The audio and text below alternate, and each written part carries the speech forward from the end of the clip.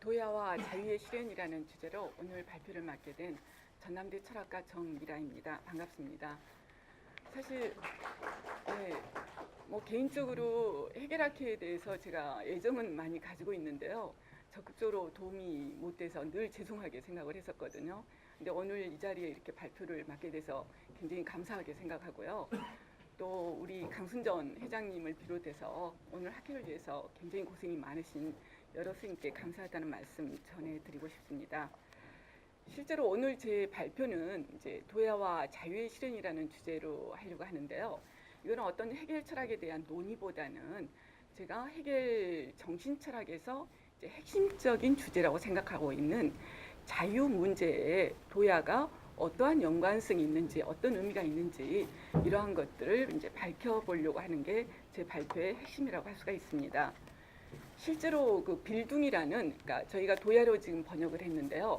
이 빌둥은 이제 우리말로는 도야나 뭐 이렇게 교양 혹은 형성 이렇게 다양하게 번역이 될 수 있는 개념인데 이런 의미들이 실제로 해결 철학에도 다 함축되고 있다라는 생각이 듭니다. 이렇게 예전에 제가 2003년도에 그 해겔 정신 철학에서 형성의 개념이라는 그 논문을 발표를 한 적이 있는데요.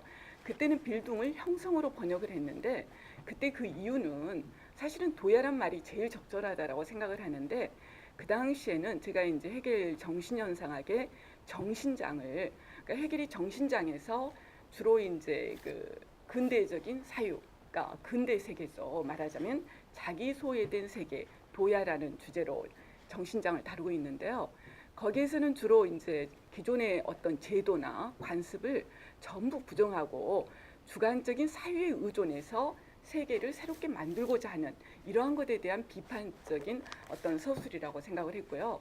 그래서 그때 이제 주로 그러한 것을 사유로 담지하고 있는 계몽주의와 또 극단적인 형태로 표현된 그러니까 로베스피에르의 공포 정치를 해겔이 다루고 있어서 이제 그때는 형성, 그러니까 우리 사회에 기반해서 어떤 현실 세계를 만드는 이런 게 형성이라는 개념에 더 적합하다고 해서 제가 그때는 이제 형성이라는 개념으로 한번 논문을 써본 적이 있습니다. 그리고 실제로 이제 도야 문제와 관련해서 제가 좀 개인적으로 많은 관심을 가졌던 게 아마 저희 기억에도 여전히 살아있는 건데요. 살아있는 어떤 비극적인 사건인데요. 이제 2014년도에 세월호 사건이 났는데 그때 이제 우리 사회의 여러 가지 문제점들이 아마 총체적으로 부각된 사건이 세월호 사건이 아닌가 했었어요. 근데 이때 그 서울대 사회발전연구소와 SBS가 공동으로 주관을 해가지고 도대체 이 원인이 무엇인가라는 걸 진단을 했는데 그 당시에 발표 자료로는 이제 우리 사회 가장 부족한 게 이제 공공성이다라는 진단을 내렸던 것 같아요. 그래서 여러 설문조사를 통해서 이제 다른 특히 유럽이나 북유럽 같은 경우는 공공성이나 연대가 굉장히 중요한 가치로 이렇게 인식되고 있는데 우리 사회는 이런 공공성이나 연대보다 성공이나 경쟁 이런 것들이 개인들에게 가장 중요한 가치로 인식되고 있다. 그래서 이러한 것 때문에 바로 공공성이 부족하고 이런 것들이 바로 이제 세월호 사건을 야기하게 된 물론 여러 가지 원인들이 있겠지만 아주 중요한 게 아닌가 이런 진단을 내놓았더라고요.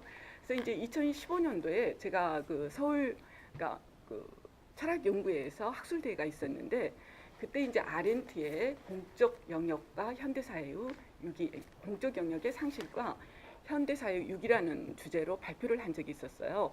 그래서 그때 이제 공공성 문제와 관련해서 이렇게 발표를 했었는데 그때 공공성 문제를 좀 다루면서 이게 해결의 어떤 보편성 문제 혹은 도야 문제와 아주 밀접하게 관련이 있어서 해결적인 사유가 지금 우리 현실에도 특히 민주주의 사회를 위해서는 굉장히 절실하다라는 개인적인 생각을 갖게 됐습니다. 근데 마치 이번 학술대회 주제가 이제 도야 문제여서 제가 한번 해결 철학 전체에 걸쳐서 물론 굉장히 그 제 이해가 이제 뭐 미숙한 점도 있을지 모르겠지만 한번 정리해보고자 하는 마음으로 오늘 발표를 하게 됐습니다. 예, 그 발표로 들어갈 텐데요. 이렇게 그 들어가는 말에 그러니까 18쪽 두 번째 단락부터 시작을 하도록 하겠습니다.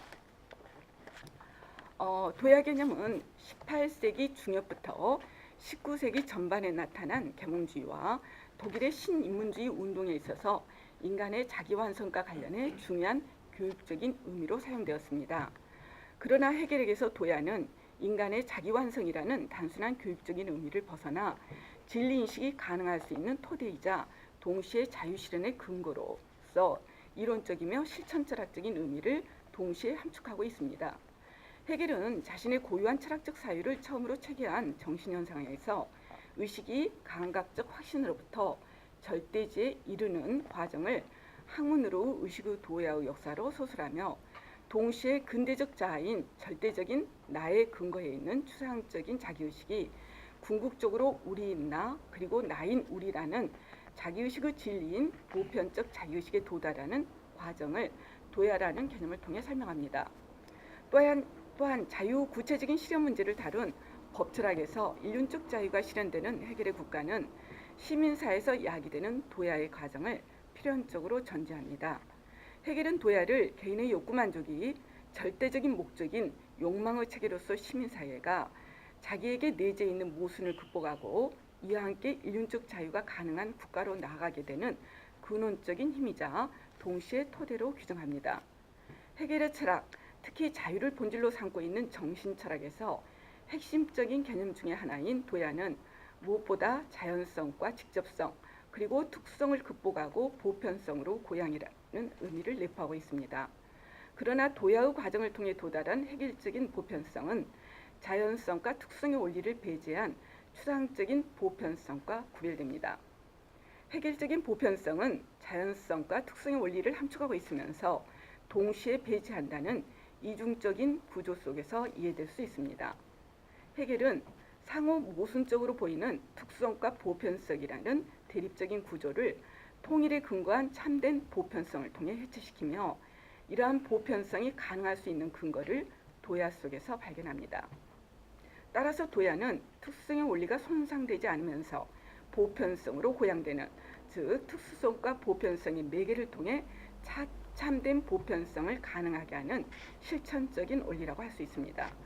본 발표는 근대 이후 일반화된 개인주의적 자유와 구별되는 헤겔의 인륜적 자유를 도야에 관한 논의를 통해 재조명해 봄으로써 도야가 인륜적 자유가 가능할 수 있는 핵심적인 개념이자 인륜적 자유의 토대인 특수성과 보편성을 매개하는 실천적인 원리임을 구체적으로 해명하는 것을 목적으로 하고 있습니다.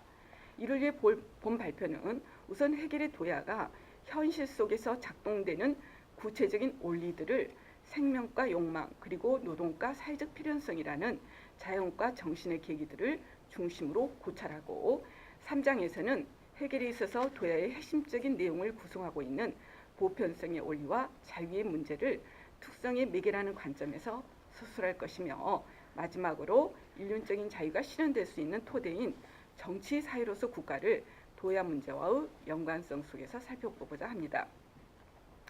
헤겔에서 도야는 자유가 중심적인 주제를 이루는 정신철학에서 중요한 개념으로 등장합니다.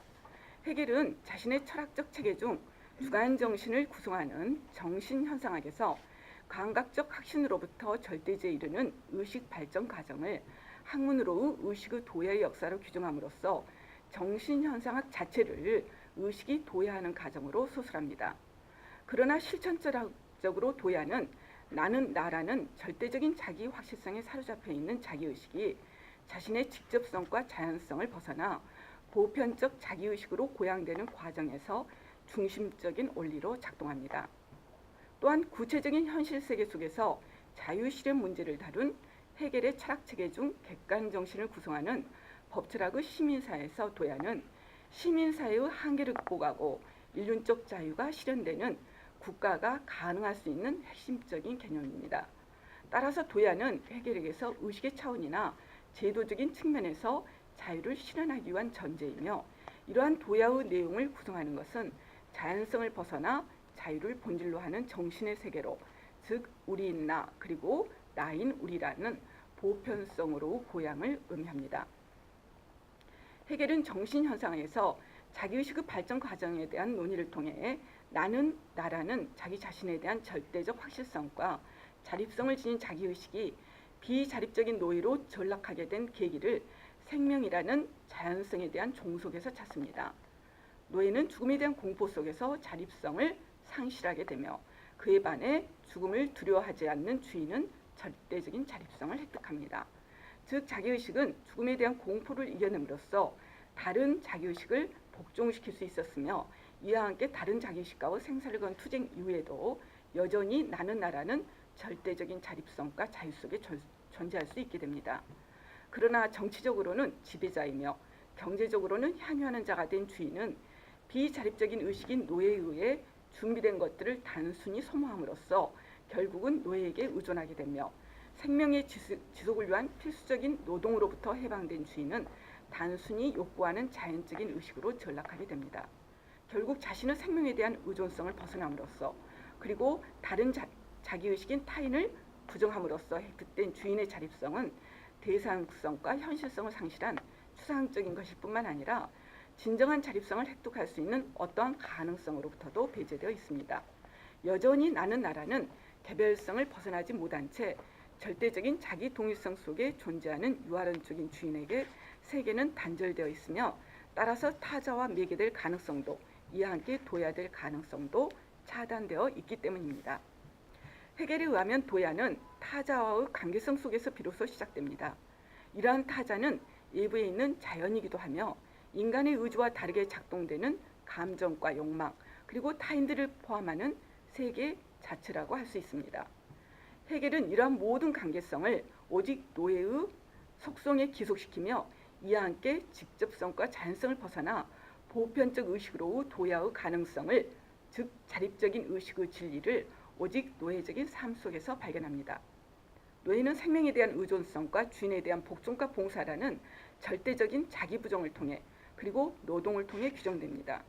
헤겔에 따르면 생명은 타자와의 매개를 통해 자기 동일성 속에 있는 순수한 운동이며 따라서 타자와 관계성을 가능하게 하는 궁극적인 원천입니다.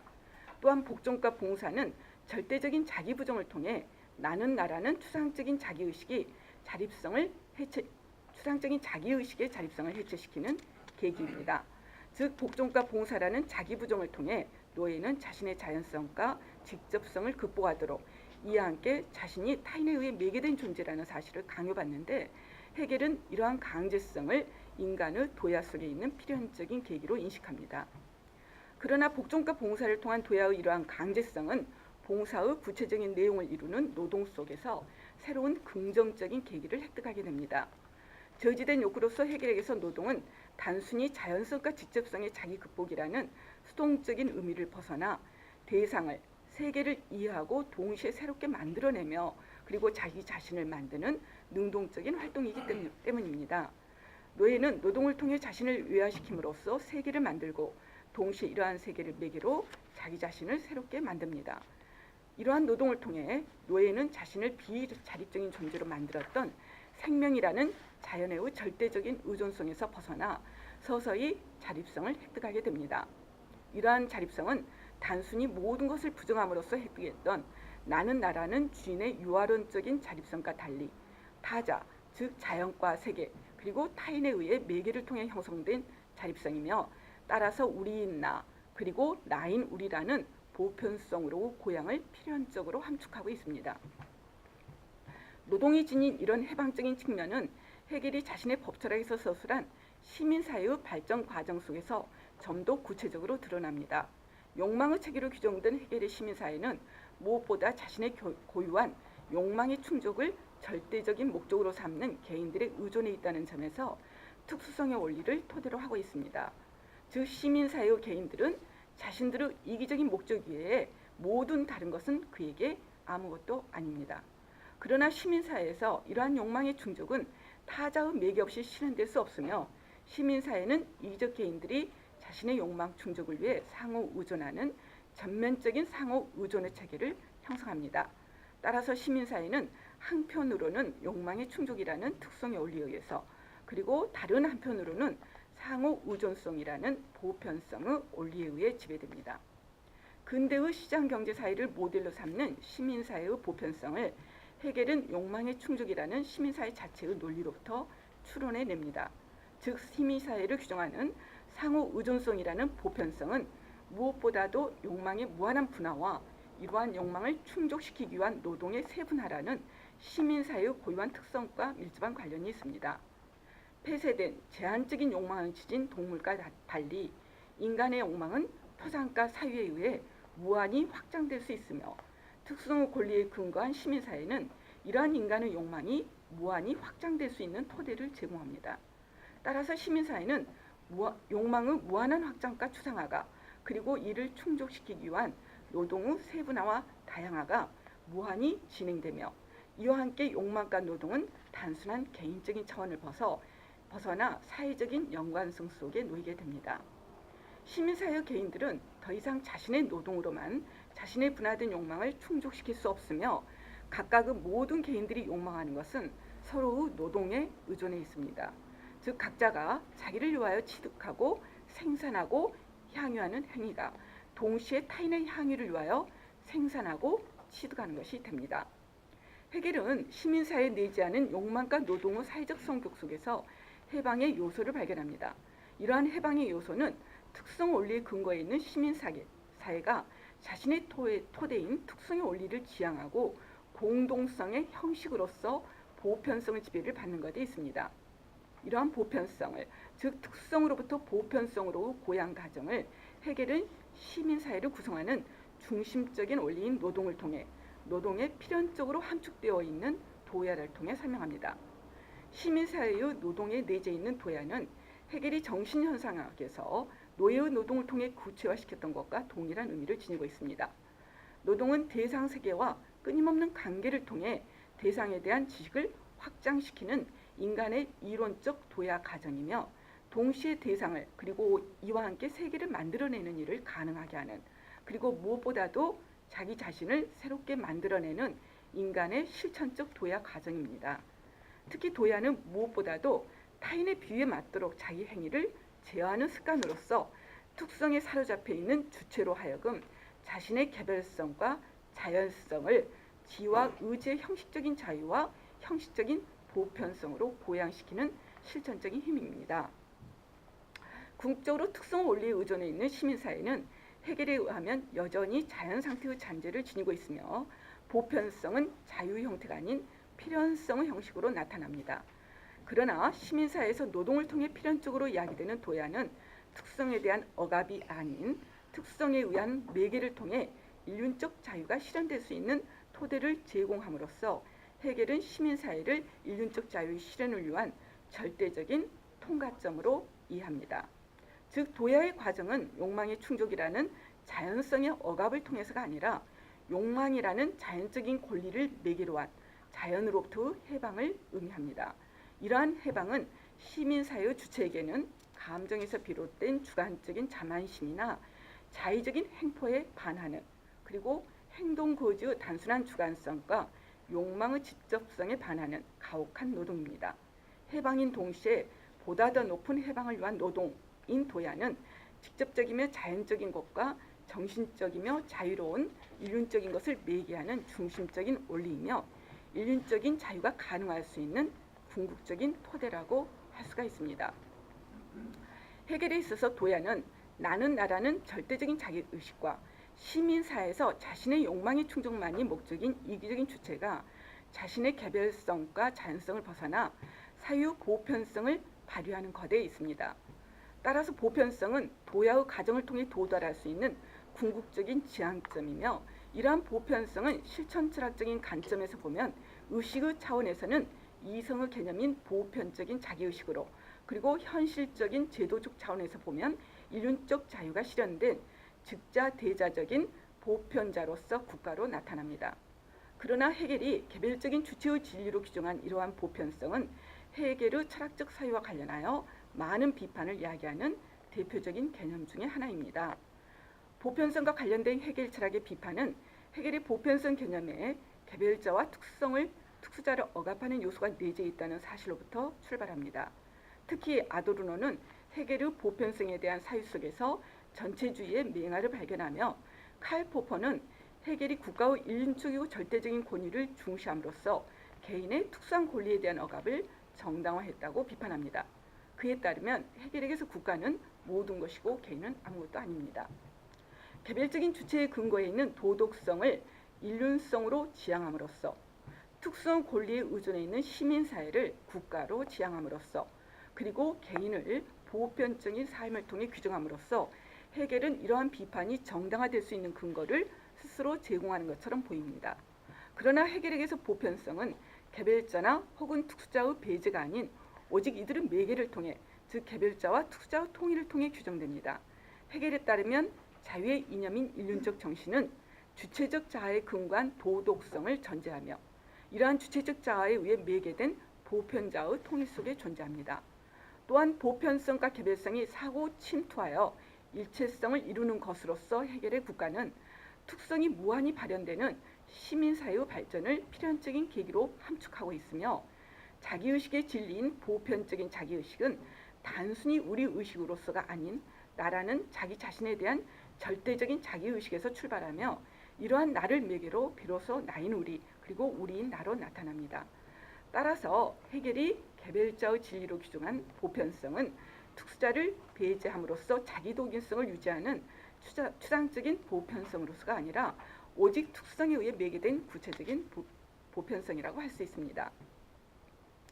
특성에 의해 매개된 이러한 보편성의 개념은 해겔 철학의 공적인 원리를 구성합니다. 해겔은 철학적인 사회 형식을 다룬 자신의 논리학에서 논리적인 것을 특수자와 풍부함을 자시성에 담아내는 보편자로 규정하며 참된 사회 형식인 보편자로서 개념은 각각의 계기들이 다른 계기들을 자신 속에 함축하고 있는 보편성과 특성 그리고 개별성을 통해 설명합니다.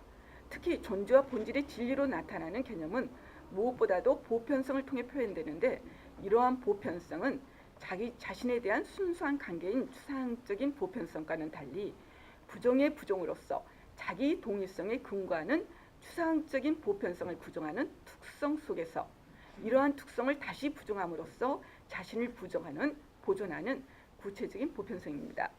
따라서 개념의 기기로서 보편성은 자신의 타자인 특성에 의해 철저히 매개된 것으로만 존재합니다. 또한 해겔은 법철학의 토대를 이루고 있는 자유의지를 특성과 보편성의 통일인 개별성으로 그리고 이러한 개별성을 구체적인 보편성으로 규정합니다. 해겔에 따르면 자유의지는 무엇보다 자신을 고수하는 보편적인 것입니다. 그러나 이 보편적인 것은 자신을 규정합니다. 이러한 한에 있어서 보편적인 것은 더 이상 자신을 고수하는 것이 아니고 자신을 어떤 타자로 정립함으로 그것은 더 이상 보편적인 것이 아닙니다. 그러나 세 번째로 이제 스스로 제한을 받으며 이 제한을 가하는 타자 속에 있으면서 여전히 자신을 고수하고 보편적인 것을 견지하는 것을 그치지 않습니다. 따라서 보편성으로서 자유의지는 타자 속에서 자신과의 절대적인 동일성을 스스로 정립하고 그와 함께 타자의 계기를 자신 속에 포함하며 타자에 매개된 구체적인 것으로 자신을 드러냅니다. 또한 자유의지를 규정하는 이러한 구체적인 보편자는 해겔 철학에 있어서 핵심적인 개념인 생명, 자아, 정신, 절대적인 개념, 그리고 자기의식과 인륜성 등의 중심적인 원리로 작용합니다. 해겔은 이러한 보편성 속에서 자유의 구체적인 개념을 발견합니다. 해겔에 있어서 자유는 추상적인 보편성에서처럼 사유를 통해 모든 특성과 규정성을 제거하고 오직 자신만을 고수하는 데 있지 않습니다. 해겔은 이러한 자유를 부정적인 자유로 규정하며 이러한 자유의 극단적인 형태를 자살 속에서 발견합니다. 또한 이러한 자유는 종교적으로는 자기 내면의 텅 빈 공간 속에 머물러 있으면서 일체의 활동적인 생활과 갖가지 목적이나 상념을 단절해버리는 것을 최고의 경지로 간주하는 인도인에게서 정치적으로는 기존의 것을 모두 파괴함으로써 자유를 실현하고자 했던 프랑스 혁명기의 공포 시대를 통해 표현합니다. 이러한 공포 시대에 대한 이야기가 바로 정신현상학의 정신장에서 이제 주제로 삼고 있는 것인데요. 해겔은 사유 활동에 내재해 있는 이러한 보편성의 힘을 자유의 중요한 계기로 규정합니다. 그러나 자유는 모든 규정성을 배제하고 순수한 사유 속에 머물러 있는 추상적인 보편성의 근거에 있지 않으며 구체적인 욕망 속에서 표현됩니다. 즉 자유는 아무것도 바라지 않는 것이 아니라 자신이 원하는 구체적인 것을 실현시키는 과정이기 때문입니다. 따라서 자유는 필연적으로 나를 규정하는 타자를 전제할 뿐 아니라 타자에 의해 매개되며 그러는 한에 있어서 자유는 원하는 것을 할 수 있다라는 자유와도 구별됩니다. 헤겔에게서 진정한 자유는 타자를 인정하고 타자가 자유롭다는 것을 아는 한에 있어서 자유로운 타자에서 자신이 인정받는다는 것을 아는 실체적인 보편성을, 즉 상호 인정에 근거한 보편성을 전제합니다. 즉 자유는 서로가 자유롭다는 인정관계를 토대로 타자 속에 있으면서 자기를 고수하는 것이라고 할 수 있습니다.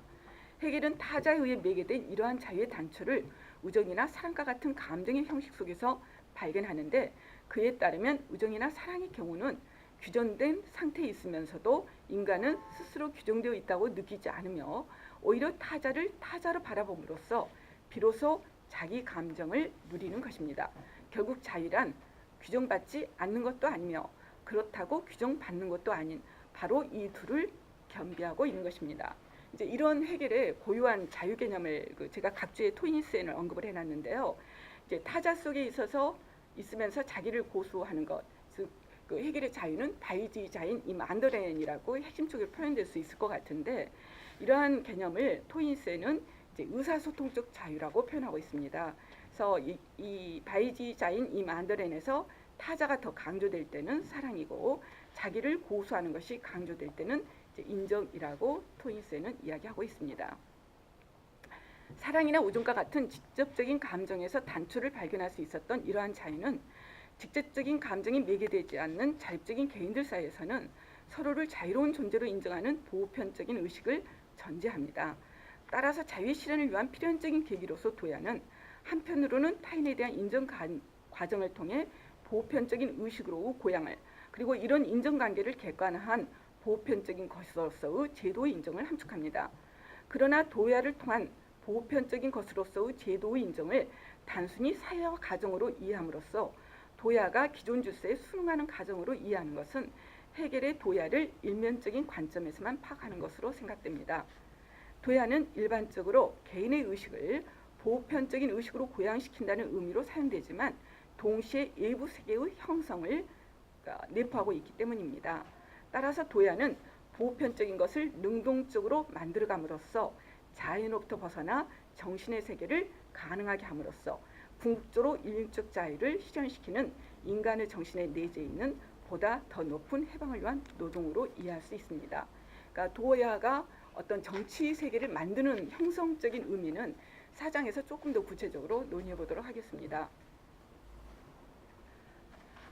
국가로 표현되는 헤겔의 정치사회는 직접적인 자연 상태로부터 벗어난다는 것을 의미하며 따라서 필연적으로 인간의 도야를 전제합니다. 도야는 예적인 강제로부터 야기되든 혹은 자율적인 결정에 의한 행위이든 내적으로는 인간의 직접적인 자연성을 변화하게 함으로써 외적으로는 공동의 규범을 만들어 자연 상태로부터 벗어남으로써 정치사회의 형성을 가능하게 하는 인간의 정신적인 활동이라 할 수 있습니다. 헤겔은 도야를 정치사회의 원형을 상징적으로 묘사한 정신현상하고 주인과 노예 관계에서, 그리고 법철학에서 서술한 시민사회로부터 참된 정치사회의 국가로의 이행에 있어서 인간으로 하여금 자신을 보편자로 정립하게 함으로써 자유의 실현을 가능하게 하는 중요한 계기로 이해합니다. 그에 따르면 도야는 특히 욕구의 충족을 절대적인 목적으로 간주하는 시민사회의 사적 개인들을 공적인 존재로, 즉 국가를 자신의 활동의 본질이며 목적이며 성과로 이해하는 정치적 인간으로 변화시킴으로써 인륜적 자유를 가능하게 하는 절대자의 내재적 요소로서 무한한 가치를 지닌 것입니다. 헤겔에 있어서 시민사회와 국가는 모두 특수한 의지와 보편적인 의지의 통일 속에 존재한다는 점에서 인륜성의 계기들이지만 오성국가로 규정된 시민사회는 그 다음에 서술된 그 자체로 이성적인 국가와는 엄격히 구분됩니다. 무엇보다도 시민사회는 욕망이라는 자연의 원리에 의존해 있는, 따라서 경제적인 논리가 지배하는 곳이며 국가는 보편성으로 도야된 정치적 인간의 근거에 있는 엄격한 의미에서 정치사회라 할 수 있습니다. 인륜적 자유가 실현된 국가는 시민사회의 특성 원리를 토대로 하고 있다는 점에서 시민사회와 완전히 단절되어 있는 것은 아닙니다. 그러나 국가의 구성원들이 더 이상 시민사회의 사적 개인들이 아니라 보편자로 고양된 정치적 인간이라는 점에서 국가는 시민사회와 전혀 다른 공동체의 형식을 지닙니다. 시민사회는 특성의 무한한 권리에 의존해 있으면서 보편성의 지배를 받는, 즉 특성 원리와 보편성 원리가 분열되어 있으면서 동시에 이 두 계기의 통일이 필연성에 의존해 있는 반면, 국가는 보편성과 특성을 상호 침투하는 통일에 근거해 있으면서 이러한 통일이 필연성이 아닌 자유로 존재합니다. 헤겔의 국가는 철저히 정치적인 것에 의해 규정되며 그러는 한에 있어서 경제적인 논리에 의해서만 지배되는 시민사회와 함께 병존하면서 이론적 공동체를 구성하지는 않습니다. 오히려 국가는 시민사회가 지향된 다음, 즉 시민사회의 내계된 정치사회로서 궁극적으로 시민사회의 진리로 자신을 드러냅니다. 도야는 단절과 연결 속에 있는 시민사회와 국가의 이러한 변증법적 관계를 규정하는, 그리고 정치사회로서 국가를 가능하게 하는 핵심적인 원리라고 할 수 있습니다. 우선 시민사회는 자신의 욕망의 충족이 절대적인 목적인 사적인 개인들에게 자신의 특성의 원리를 무한히 확장시킬 수 있는 기회를 제공합니다. 동시에 시민사회의 개인들은 특성의 권리를 위해 보편적인 존재로 둬야 될 것을 강요받으며, 보편성은 개인들에게 자신의 목적을 위한 수단으로, 그리고 자신의 목적을 위해 어쩔 수 없이 복종해야 되는 필연성인 무시무시한 힘으로 나타납니다. 그러나 이러한 강요된 보편성에도 불구하고 궁극적으로 특성 원리에 근거해 있는 시민사회는 소수에게로 지나친 집중과 동시에 엄청난 빈곤이라는 체제 자체 내에 있는 모순에 직면하게 됩니다. 헤겔은 이러한 모순을 지향할 수 있는 힘을 시민사회 전 영역에 걸쳐 이야기되는 도야 속에서 발견합니다. 시민사회의 사적 개인들을 강제하는 힘이었던 도야를 통해 개인들은 단순한 수단으로 간접했던 보편성을 서서히 자신의 삶의 조건이자 목적으로 삼게 되며 스스로 보편자로 고양됨으로써 보편성과 통일되기 때문입니다. 이러한 통일 속에서 시민사회의 사적인 개인들은 사적인 이해관계에 의해서만 규정되는 경제적인 인간의 형식을 벗어나 보편적인 존재인 정치적 인간으로 변화하며, 이와 함께 비로소 인륜적 이념의 현실대로서 정치사회인 국가가 가능해집니다. 따라서 도야는 특성 원리에 근거해 있는 사적 개인들을 보편성의 형식을 지니도록 강제하는 힘으로써 시민사회를 지속시키는 힘일 뿐만 아니라 동시에 시민사회의 내재적 모순을 극복함으로써 시민사회를 지향하는, 이와 함께 자유가 실현되는 정치사회로서 국가를 가능하게 하는 원리라고 할 수 있습니다.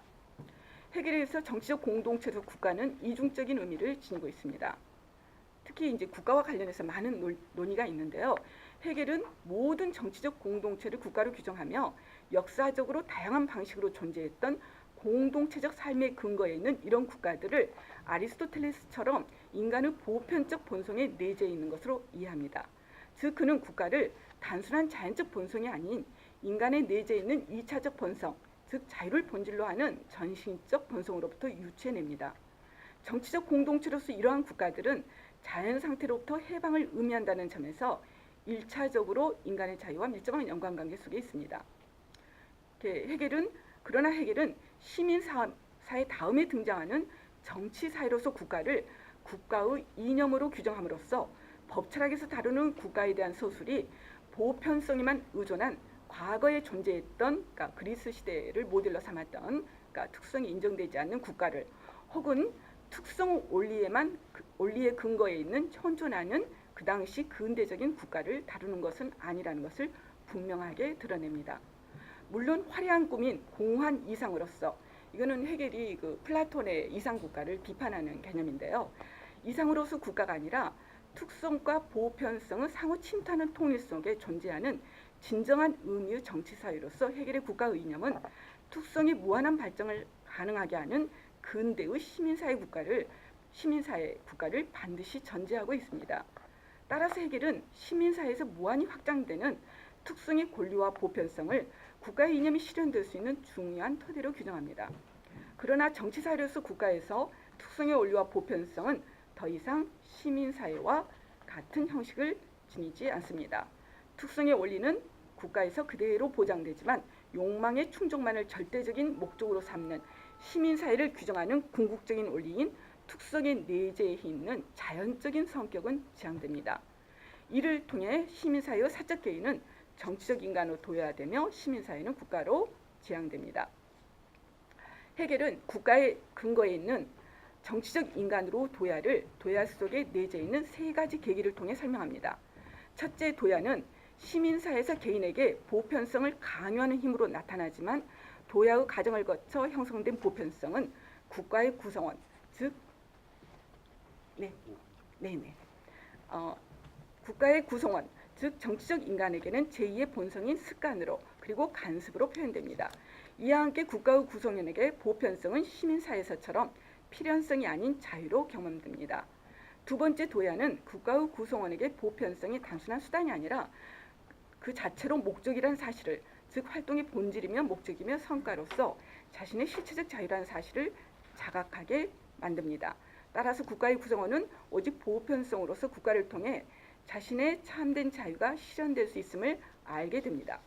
세 번째, 도야는 사유를 통해 매개된 자신의 보편성의 근거에 있는 세계를 만드는 것을 가능하게 합니다. 도야된 인간은 국가를 자신에게 예면적인 단순한 보편자가 아닌 자신의 자유로운 의지의 토대를 둔 자신의 고유한 작품으로 이해됩니다. 따라서 습감과 암 그리고 세계의 형성으로 표현되는 도야는 한편으로는 개인에게 강제하는 힘으로 나타나지만 그러나 동시에 개인들이 자율적이고 능동적으로 세계를 만드는 활동 속에서 표현됩니다.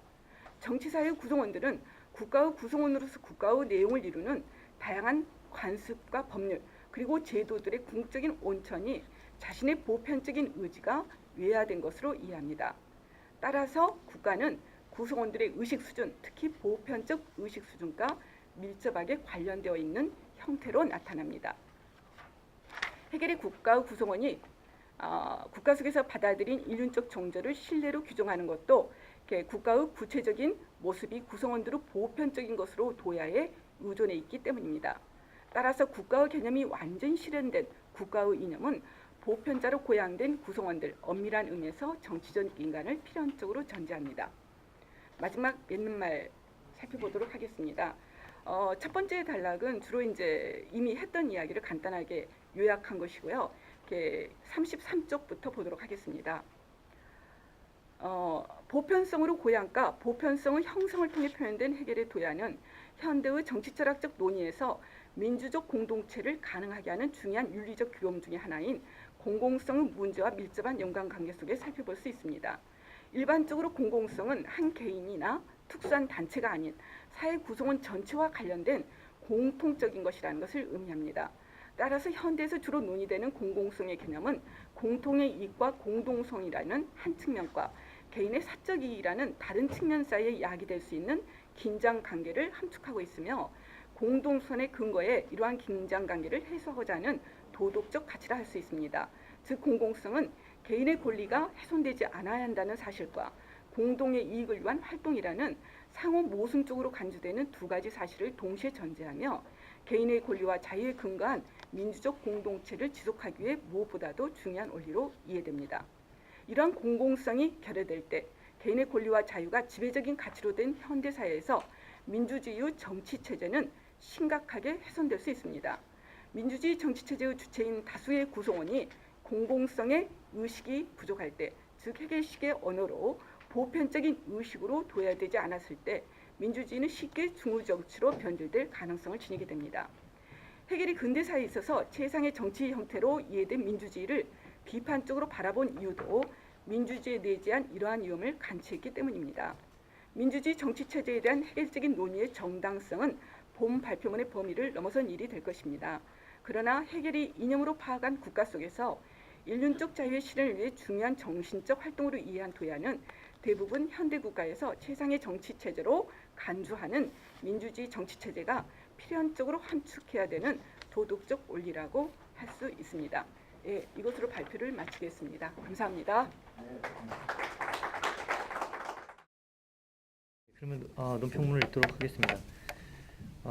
정미라 선생님의 발표문 도야와 자유의 실현은 헤겔의 실천 철학에서 중요한 개념들 중 하나인 도야를 통해 개인의 자유가 인륜 속에서 어떻게 실현되는지 또는 더 나아가서 어떻게 자유가 실현되어야 하는지를 잘 해명해주고 있습니다.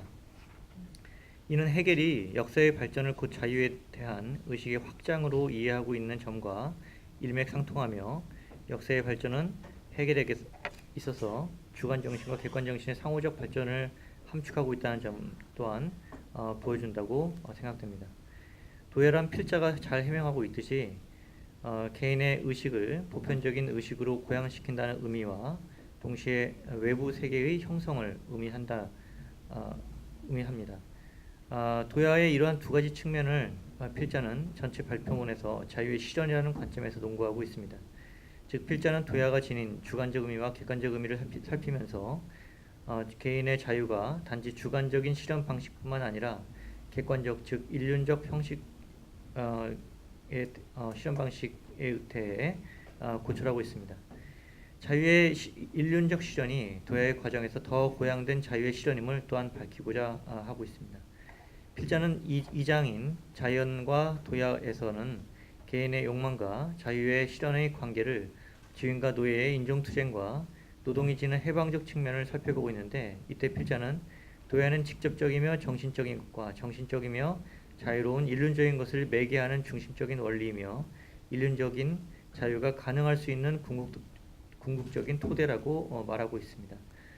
3장에서는 보편의 원리와 자유에서의 무매개적인 개별자의 주관적 또는 부정적 자유에서 타자에 의해 매개된 보편적 자유로의 이행 또는 실현의 과정을 도야의 개념 속에서 해명하고자 하고 있습니다. 즉 자유의 실현을 위한 필연적 계기로서 도야는 한편으로는 타인에 대한 인정관계를 통해 보편적인 의식으로의 고양을 그리고 인정관계를 객관화한 보편적인 것으로서의 제도의 인정을 함축한다라고 필자는 핵심적으로 주장하고 있습니다. 4장 정치사회로서 국가와 도야에서는 자유가 근대적 인륜의 최고 단계라 할 수 있는 국가에서 구체적이며 보편적으로 실현되며 자유의 이러한 실현이 국가의 단계에서 이루어진다는 점은 2장에서와는 달리 도야의 객관적 측면에 초점을 맞추려고 필자의 의도가 잘 드러나 있다고 평가됩니다. 전체적으로 필자의 발표문의 구성은 도야의 주관적 측면과 자유가 실현되는 단계를 거쳐 도야의 객관적 측면에서 자유가 보편적으로 실현되는 단계를 보여주고 있습니다. 사실 이러한 단계 이행 과정 자체는 자유를 자신의 본질로 삼고 있는 정신의 자기 전개 과정 또는 정신의 자기 형성인 도야의 과정으로 이해할 수 있습니다. 필자는 결론적으로 해겔이 말하는 도야의 과정이 자유가 더 구체적이고 보편적으로 실현되고 있는 인륜적 세계의 발전 과정임을 주장하고자 한 것으로 평가되며, 필자는 그 발전 과정을 사실상 민주주의의 발전과 상호인정의 확산이라는 현대 정치철학적 함축으로 이해하고자 시도한 것으로 생각됩니다. 이러한 시도는 해겔 실천철학에서 도야가 가지는 매우 다양하고 포괄적인 의미와 현대적 가치를 발굴하는 데 중요한 기여가 될 수 있을 것으로 평가가 됩니다. 간단히 몇 가지 문제 제기를 말씀을 드리면, 먼저 인륜적 자유에 대한 문제입니다. 일반적으로 해겔의 실천철학에 대한 연구에서 개인의 주관성에 매몰된 주관적 혹은 부정적 자유와 대별되는 보다 고양된 자유의 개념으로서 인륜적 자유가 언급됩니다. 하지만 우리는 정확히 인륜적 자유가 무엇을 의미하는지 명확히 해명할 필요가 먼저 선행되어야 한다고 필요합니다. 왜냐하면 인륜적 자유라는 표현은 자유라는 개념에 인륜적이라는 속성을 부과한 것인데, 이것을 풀어 이해해보면 자유가 인륜적이다라는 의미로 해석될 수 있습니다. 그런데 과연 자유가 인륜적이다라는 의미가 무엇인지 분명해 보이지는 않아 보입니다. 본 논평자가 보기에 인륜적 자유가 함축하는 의미는 궁극적으로 자유의 실현이 인륜 속에서 보편적이고 구체적으로 이루어짐, 더 나아가서 결론에서 이야기한 공공성과 결합된 그러한 자유를 의미한다고 생각됩니다. 하지만 인륜적 자유라는 표현만으로는 그 함축과 의미가 분명히 드러나지 않는다고 생각됩니다. 그런데 또 다른 문제는 자유의 주체가 정신인데, 그 정신이 주관 정신일 수도 있고 객관 정신일 수도 해겔에게는 있다는 겁니다. 해겔에 있어서 자유는 정신의 본질이기 때문에 인륜적 자유를 언급할 때 그 자유의 주체가 주관적 개인인지 아니면 객관 정신인 인륜 자체인지의 문제가 근본적으로 제기될 필요가 있습니다. 하지만 많은 경우에 있어 인륜적 자유를 칸트식의 도덕적 주체의 주관적 자유와 대별되는 개념이자 주관적 자유의 문제를 극복할 수 있는 대안적 자유 개념으로 제시를 합니다. 바로 이때 인륜적 자유의 주체는 결국 개인으로 다시금 소급됩니다. 그 개인이 단지 다른 개인과의 관계 또는 다른 개인으로부터의 매개 혹은 상호 인정을 통해 가지게 되는 자유가 인륜적 자유라고 이해될 수 있습니다만, 분명 해결에게 있어서 인륜적 자유 인륜성 자체가 하나의 정신이며 그 정신도 그 본질은 여전히 자유이기 때문입니다. 따라서 인륜적 자유는 인륜성 자체의 자유로도 해석되어야 하는 해결 철학적 맥락을 함축합니다. 그럼에도 통상적으로 가족, 시민사회, 국가 또는 근대 이전의 공동체로서의 인륜성, 즉 인륜적 세계, 정신현상에서 이야기한 것과 같은 그러한 인륜성 자체의 자유에 대해서는 인륜적 자유 개념을 통해 언급하지 않는 경향성이 있습니다. 우리가 해결 철학의 모든 부분을 참으로 수용할 필요는 없을 것입니다. 하지만 해결 철학적 맥락에서 인륜적 자유라는 개념을 사용한다면 우리는 불가피하게 인륜성 자체가 지닌 자유에 대해서 간과할 수 없다고 생각됩니다. 왜냐하면 이러한 불가피성은 해결의 정신 개념으로부터 파생됩니다. 인륜적 자유라는 개념은 단지 개인이 인륜 속에서 구체적이고 보편적이고 참되게 실현되는 자유에만 대응을 시킨다면 해결의 실천 철학에서 가장 중요한 개념인 객관 정신의 자유를 간과하는 것이 되기 때문입니다. 특히 빌둥은 정신이 자기 스스로를 세계로 형성하는 역사적 과정이라고 할 수 있는데, 그 과정은 개인의 계몽이라는 주관적 의식의 고양의 끝없는 자기 부정적 자기관계성과 법, 제도, 사회라고 할 수 있는 객관 정신 자신이 자신을 전개하고 주관 정신에 의해 형성되고 다시 주관 정신을 강제하는 정신 일반 자체의 자기 부정적 자기관계성을 여전히 함축하고 있기 때문입니다. 따라서 인륜적 자유가 무엇인지 우리는 보다 깊이 있게 곰곰이 생각할 필요가 있다고 생각합니다. 단지 이 개념을 주관적 자유의 폐단에 대응하려는 하나의 대안적 개념으로만 생각하는 것은 해결 철학에 대한 일면성만을 보는 것이라고 생각됩니다.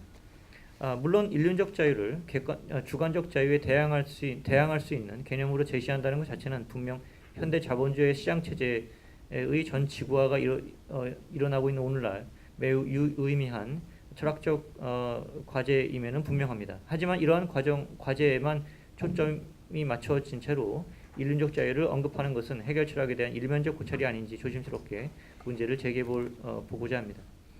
두 번째, 노동의 해방적 측면에 관하여입니다.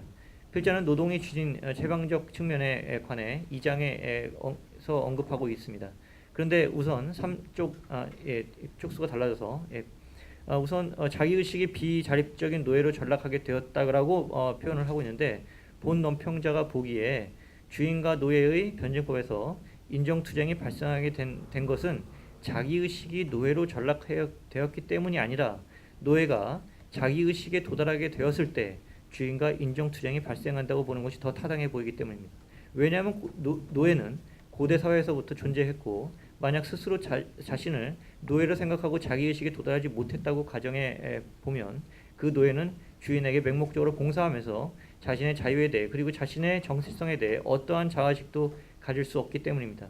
그런 경우 주인과 노예 사이에는 어떠한 인정투쟁도 발생하지 않습니다. 따라서 주인과 노예의 인정투쟁은 노예가 자기의식을 가지게 되면서 발생한 것이지 자기의식이 노예로 전락하기 때문인 것은 아닙니다. 물론 자유인이 노예가 되는 과정에서 전쟁이라는 생사의 투쟁이 있었을 것이고, 이 과정에서 자기의식을 가진 인간이 노예로 전락하게 되는 사례는 분명히 있었습니다. 하지만 이렇게 자유인이 노예가 되는 과정을 필자가 발표문에서 언급하고 있는 것으로 보이지는 않습니다. 그런데 이러한 비자립적 노예가 노동을 통해 해방의 측면을 갖게 되면 시민사회에서의 노동이 지닌 해방적 측면을 필자는 동시에 언급하고 있습니다. 하지만 노동 자체가 해방의 의미를 갖는다면 무엇으로부터 해방인지가 먼저 해명될 필요가 있습니다. 왜냐하면 해방은 베프라이움은 무엇으로부터의 프라이하이트 폰이라고 하는 무엇으로부터의 자유로서 자기 규정으로서의 자유보다 낮은 단계의 자유에 해당하기 때문입니다. 물론 노예는 주인의 속박으로부터의 해방을, 시민은 욕구의 불충족으로부터의 해방을 생각해 볼 수 있습니다. 후자의 경우라면 욕구들의 체계인 시민사회에서 노동은 욕구를 충족시켜주는 중요한 매개이자 중요한 활동이 될 수 있습니다. 하지만 전자의 경우라면 노동 자체가 주인의 속박으로부터 해방시켜주지는 못한다고 할 수 있습니다. 따라서 과연 노동 자체가 해방의 의미를 지닌다는 필자의 주장은 노예의 경우에 있어서 보다 자세히 검토될 필요가 있을 거라고 생각됩니다. 물론 노동을 통해 자연을 가공하고 이 과정에서 문명과 역사가 발전하면서 인류는 자연의 이러한 여러 속박으로부터 벗어나게 되는, 즉 해방되는 역사적 과정을 겪은 것은 분명합니다. 따라서 노동이 해방적 측면이 없다고 말할 수는 없을 것입니다. 하지만 필자의 발표를 통해 보자면 노예의 경우도 단순히 노동을 통해서 해방이 될 수 있는 것으로 이해될 소지가 있습니다. 노예의 해방은 노동뿐만이 아니라 사회 제도와 법의 발전이라는 객관적인 빌딩의 과정 속에서 자유에 대한 의식이 보편적으로 확산되고 실현됨으로써 이루어졌다라고 볼 수 있습니다. 추가적으로 필자는 노동은 대상 세계와 끊임없이 관계를 통해 대상에 대한 지식을 확장시키는 인간의 이론적 도야 과정이라고 언급하고 있는데, 그런데 노동을 통해 과연 지식이 확장되는가라는 질문을 던져볼 수 있습니다. 물론 노동에 해당하는 독일어의 아르바이트는 육체적 노동만을 의미하지 않습니다. 때문에 충분히 개연성이 있는 주장이라 할 수 있겠으나 문맥상 이때의 노동은 노예의 노동을 의미하기 때문에 노동을 통해 지식이 확장되는 주장은 설득력이 떨어져 보입니다. 지식의 확장을 통해 인류는 자연의 무지와 공포로부터 해방되었고 탈미 신화를 통해 계몽의 과정을 겪게 되었습니다. 하지만 노예의 노동 자체가 자연의 속박으로부터 해방시켜주는 지식의 확장을 가져들 수 있는지는 설득력이 부족해 보입니다. 세 번째, 도야는 근대적 기획인가입니다.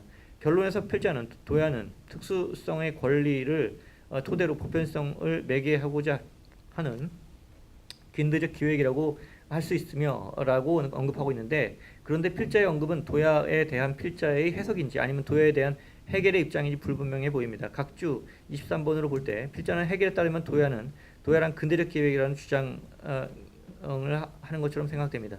그런데 해겔에 따르면 빌둥의 과정은 단지 근대에서만 발생하는 것도 아니고 근대의 기획은 더더욱 아닐 것입니다. 왜냐하면 정신의 자기 형성인 빌둥은 정신이 존재하면서 그리고 정신이 자신을 전개하면서 시작되었고 역사의 전 과정은 사실 해겔에 따르면 빌둥의 전 과정이라고 해도 무방하기 때문입니다.